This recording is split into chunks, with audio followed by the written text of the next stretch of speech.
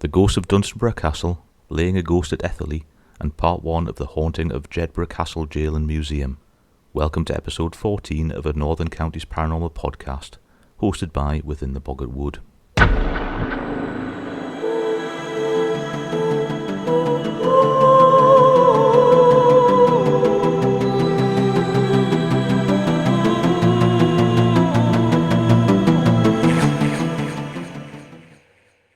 The remnants of Dunstanburgh Castle are some of the most evocative ruins on the Northumberland Coast. It's a good mile walk from nearby Craster, famous for its kippers, to the site of what was once the county's biggest castle. The castle was built in the early half of the 14th century and saw a lot of military activity during the War of the Roses, when it was besieged with cannon fire at least 5 times. What was left of the castle at the end of the war would have been too expensive to restore, so it fell into a state of decay. As is to be expected, the rooms are said to be haunted by a number of ghosts. The most famous is the Dunstanburgh Grey Lady, who has been seen wandering around inside the castle grounds on numerous occasions, usually accompanied by a blast of chilling air, though how you can tell the difference with the blustery direct North Sea winds, who knows. This unfortunate soul is said to be Margaret of Anjou, wife of King Henry VI, a headstrong woman who bemoaned her imposed exile in Scotland. Dunstanburgh's second ghost is said to be that of the castle's builder, Thomas, Earl of Lancaster, who was executed for treason in 1322 on the orders of King Edward II, whom he'd managed to annoy. Thomas's spectre carries its head, which bears a look of intense agony and horror, perhaps not surprising because it took 11 strokes of the executioner's blade to part it from Thomas's shoulders. The third story has its origins in myth rather than history. According to the story, a young knight by the name of Sir Guy, also known as the Seeker, took shelter in the castle during a storm. He was approached by a wizard who told him that a beautiful young maiden needed to be rescued from the depths of the castle. The wizard led him into the great hall and instructed him to choose between a sword and a horn.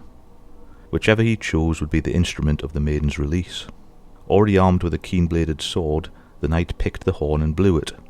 At that point, the legend says, Sir Guy was confronted by 100 armed warriors in white, whereupon he dropped the horn in shock and abruptly found himself outside the castle with no way back in. There are numerous versions of this story. Sometimes it is King Arthur and his knights who are woken from their slumber by the horn, or a great treasure is bestowed on Sir Guy. However, each story ends the same way, with the forlorn knight continuing after death to search for his prize. Tales of his tormented shouts and cries are still said to be heard at the stroke of midnight.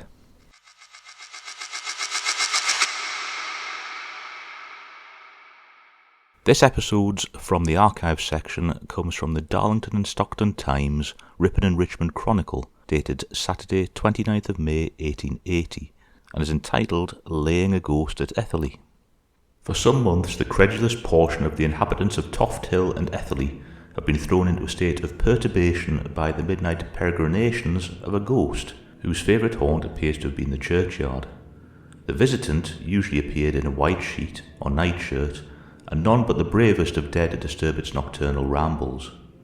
A few nights back, however, after pretty nearly frightening a married couple out of their wits as they passed the churchyard, the ghost encountered a sturdy guardian of the peace, who, with a bold front, truncheon in hand, demanded its business, in thus visiting the glimpses of the moon, whereupon the would-be ghost took to its heels, closely followed by the officer, over the walls and through the gardens and shrubberies of Etherley Lodge, and was eventually run to ground at Toft Hill.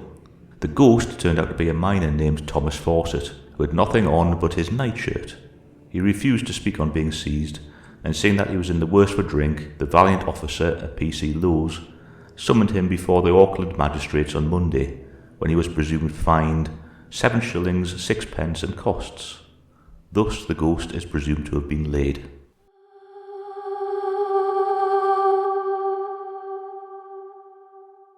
Jedburgh Castle Jail and Museum is an early 19th century restored jail, built on the grounds of a medieval castle, the site of which gave the jail its name. The museum is run by registered charity Live Boarders, with a 4-star attraction aiming to show what life was like in the 1820s Scottish Borders prison. At the time of publishing this podcast episode, the museum is open 10 a.m. to 4 p.m. Monday to Saturday, then 10 a.m. to 3 p.m. Sundays. Jedburgh Castle Jail is located at Castlegate in Jedburgh in the Scottish Borders. The site originally held Jedburgh's medieval castle. The fortification was originally described as a protected peel tower with two larger fortified towers. In October 1346, King David II of Scotland led a Scottish invasion into northern England at the head of a 12,000-man force. The army was halted at Durham by Lord Ralph Neville, with King David captured and the army routed.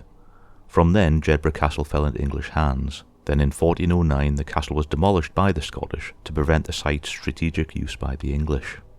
The castle ruin became known as Castle Hill by the 18th century, with John Ainsley's map Jedburgh and its environs, published in 1780, noting that the hill was also the site of the Jedburgh Gallows. Between 1820 to 23, plans were drawn up by architect Archibald Elliott for the construction of a new jail for Jedburgh, the town having essentially outgrown the old jail.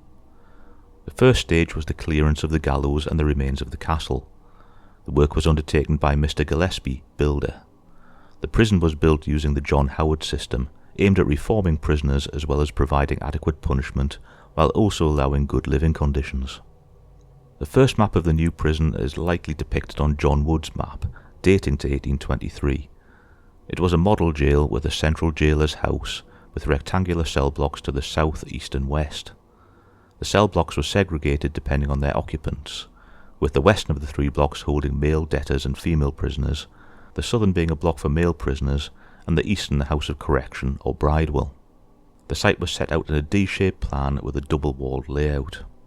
On the 29th of October 1823, the first of three executions took place from within the Jedburgh jail inmate population. Robert Scott had been tried on the 16th of September and found guilty of murder. After his execution, his remains were sent to Dr. Munro of Edinburgh for dissection. The second took place on the 19th of October 1831, when Thomas James Rogers was executed for the murder of Neil McKernan after being tried on the 28th of September for murder. Despite this, 3 years later in 1834, Parish Minister John Purves inspected the prison and concluded there was no more comfortable place of confinement in Scotland. However, 5 years later the Prisons Act of 1839 came into being, which moved drastically away from the Howard system, promoting the isolation of prisoners in separate cells and a drastic increase in harsher discipline. Architect Thomas Brown brought Jedburgh into line with the Act in 1847, with the day rooms repartitioned and arcades closed on the ground floor of the debtors and women's block, and a new lean-to added to the west side of the building. A square chimney tower was added to the male block, and a further lean-to added to that building. The Bridewell, it is noted, was least altered due to its appropriate layout. From that point on, Jedburgh Jail got a reputation across the borders for its brutality. According to Scottish indexes, between 1843 and 1869, the most common cause of imprisonment was assault, accounting for 21.9% of inmates, then theft at 16.9%, and then poaching at 14.5%. Children as young as 9 years old were also committed to Jedburgh, with prison records showing kids such as Andrew Aitchison, 12 years old, jailed in 1840, Andrew Blythe, 9 years old, jailed in 1850, Jane Anderson, 11 years old, jailed in 1851, Janet Aiken, 10 years old, jailed in 1856, and Robert Borthwick, 9 years old, jailed in 1863. In 1849, the third and last public execution took place in Jedburgh, with John Wilson executed on the 25th of October. Wilson was one of two railway labourers tried on the 4th of October for the murder of William Lauder at St Boswell's Fair. The hanging took place on a scaffold constructed in front of the town council house, with a crowd numbering around 2,000 onlookers. By 1880, the building itself failed to meet the regulations of the time. A report dated to 1880 stated that the cells were too small, damp throughout with unsatisfactory heating, ventilation, storage and bathing facilities, the latter specifically referencing the male prison population.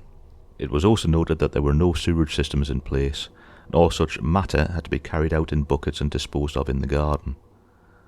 The jail closed on the 31st of May 1886, with the prisoners being transferred to better facilities in Edinburgh. In 1890, the jail was sold to the borough, who let out the jailer's house until 1961.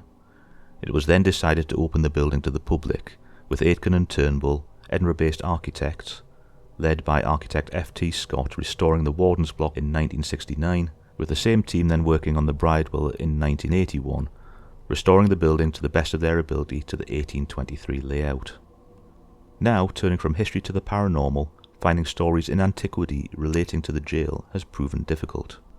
There are ghost stories relating to the town, however. For example, an article in the Jedburgh Gazette in 1887 reads thus: "The people of Jedburgh, and especially of the Canongate, have this week enjoyed the cantrips of a real ghost, which is not to be explained away or got rid of either by the Enlightenment or the indifference of the 19th century, for it has already defied the ingenuity and exertions of clergymen, joiners, constables, and common people, with all the aids the century's enlightenment could lend them.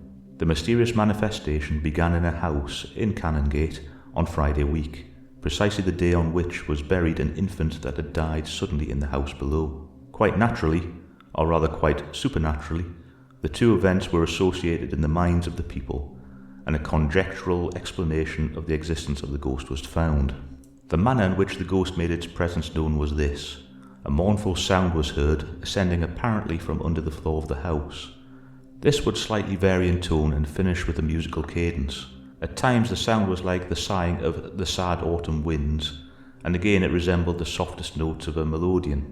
At intervals, night and day, these sounds were heard, and many a hard-headed man can testify to the fact, for he has heard them. As may be well understood, the people living in the house were in consternation, and called in advisers, spiritual and otherwise. It is stated that the services of no less than 3 clergymen were obtained, but they were unable to make any impression on the ghost. The police too were powerless, which is not surprising, as this form of disturbance is beyond the limits of their department. On Tuesday, a joiner who had been very prudently called in suggested that part of the flooring should be lifted so that they might either catch the ghost or let it escape. This was agreed to, and he lifted 2 boards from the place from which the noise usually proceeded. Nothing could be said about the flooring, but there is this to be said about the efficacy of the joiner's expedient, that during the time he was present, the ghost ceased from troubling, and we understand that it has only been heard once since the floor was lifted. For some evenings, while the ghost was in its vigour, considerable crowds of people collected in the Canongate and revelled in the sensation. Some other stories from Jedburgh have a more simple explanation, such as the article in the East Aberdeenshire Advisor on the 5th of February 1869. A ghost which has haunted Jedburgh for a few nights past was captured on Friday evening by 2 policemen. The ghost was found to be 2 young men, one of which stood on the shoulders of the other. A white sheet was thrown over both, and the figure they presented was a rather formidable-looking object to meet on a dark road at night. Interestingly, an article appeared in the Jedburgh Gazette on the 3rd of August 1928, suggesting that the jail itself was not actually haunted. The article was titled, "To Buy or Not to Buy." Wanted: a nice tame little castle, quietness essential, non-possessing ghosts or other unnatural phenomena need apply. Give age, wage and credentials. Look out for this advertisement in next week's Gazette. If it does not appear, you will know the reason. That Jedburgh Castle has been a successful applicant. Inquiries have been made in the past by a member of the fair sex as to whom she might buy Jedburgh Castle from. One local gentleman to whom she offered a priceless sum laughed at the idea and was reported to the authorities. Finally going to the source of all information, she came away satisfied and bought a guide. So the question still stands, when did the first story of ghosts at the jail appear? The first online mention of paranormal activity at the jail seems to be in the year 2005, when several later reports cite a ghost investigation took place where the investigators fled, having been essentially attacked by poltergeist activity. These later reports state that the incident appeared in the national press, though that 18-year-old press appearance at the moment is completely evading my attempt to find it, with it not showing up in any online searches or newspaper archives. After this incident, the first report I could find, which incidentally appears to be the first to mention the 2005 investigation, was in May 2008 when the Ghost Club investigated the jail. I did inquire with the Ghost Club to see if they had an investigation archive so I could find the elusive 2005 reference, but barring an initial response about looking into it, there's been no further reply. Next in was TV show Most Haunted, also in 2008. So without any reports prior to 2005 or 2008, what activity has been reported at the jail? I've done 5 field investigations at the jail myself since 2014, each time as a guest of Chris and Annette Fox of Dead Zone Paranormal Adventures, so I've had time to look into a number of the alleged phenomena. Number 1. Scratches. There have been multiple reports of visitors and or investigators finding inexplicable scratches on their bodies after visiting or investigating the jail.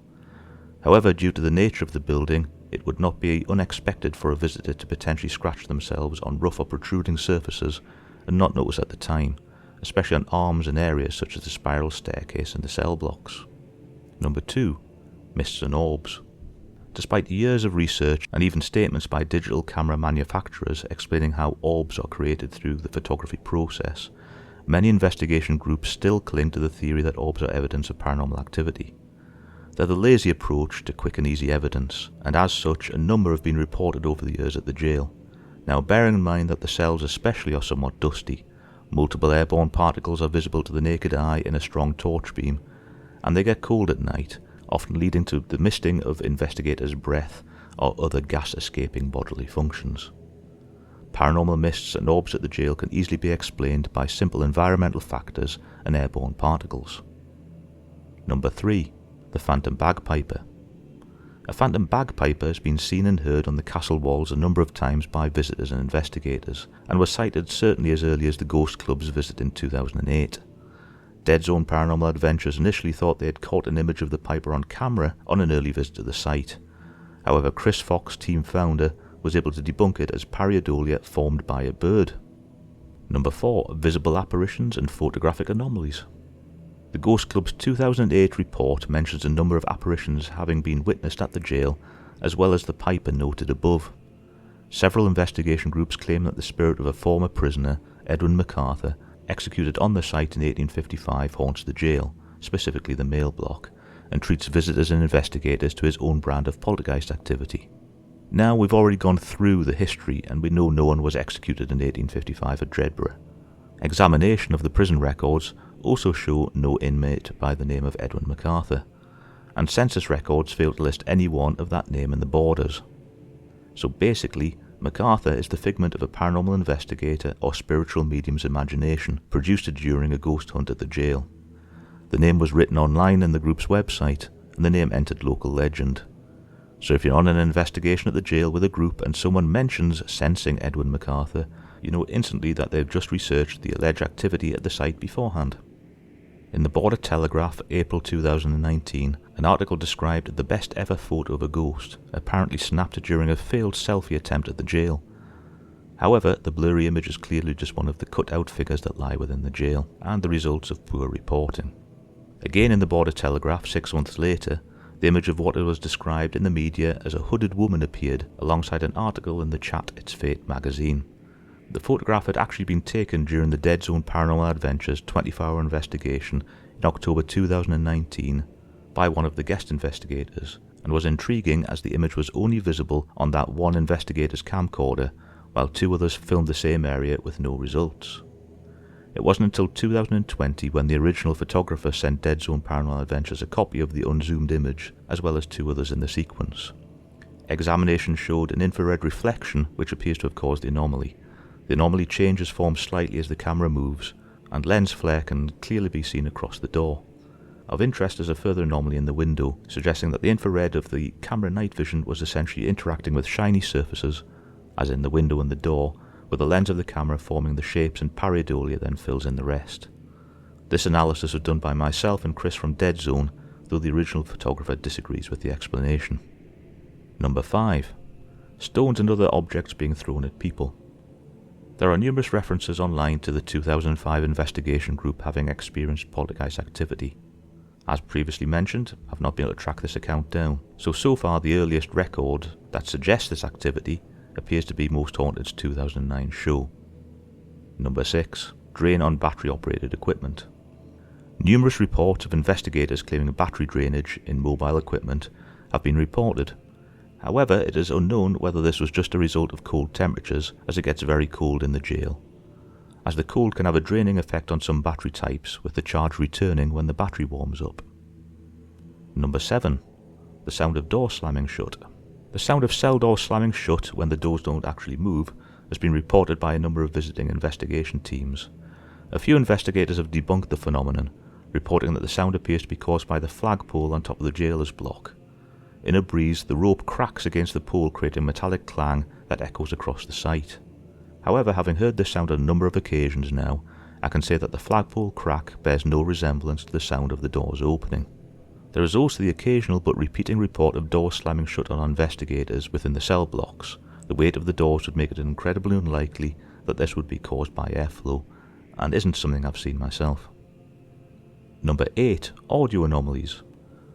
Inexplicable voices, heavy breathing, disembodied footsteps and whistling sounds have been heard, reported at least as far back as 2008. The sounds of the cell doors creaking open or shut have also been heard, and in fact on the 9th of April 2022, such a creak was caught on an audio recording session in the male prison block. And number 9. The disappearing Ouija. In 2019, as previously noted, Dead Zone Paranormal Adventures undertook a 24-hour investigation of the site, with guests from another Northeast group also present, who set up an extensive CCTV system. A visual anomaly appeared on the guest group's CCTV upon playback during the night, suggesting that an Ouija board, which had been set as a trigger object, had quite literally disappeared and reappeared in front of the camera.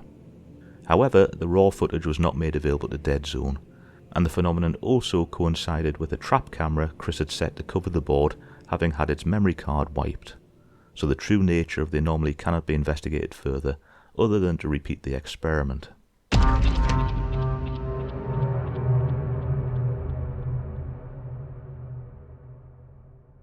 So, you've probably noticed that this podcast entry is named Jedburgh Jail Part 1.